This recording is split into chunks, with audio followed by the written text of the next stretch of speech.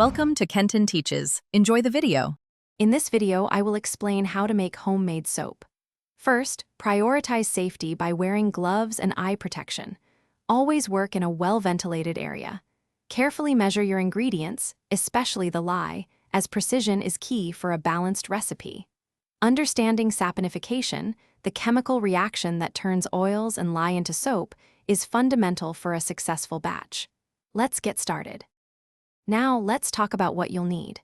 Choose high-quality oils like olive, coconut, or shea butter for their unique properties.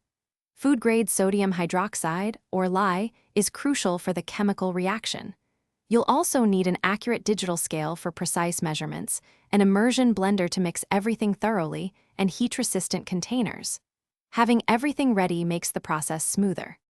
Quick recommendation: if you're finding this video helpful, please hit that subscribe button and give us a like. On another note, after all that soap making, you might be looking for ways to save time elsewhere. Make meal prep easy with these fantastic leak-proof containers. They're perfect for keeping your food fresh. Check the description for the link and other great deals. Now let's get back to the video. The exciting part is mixing.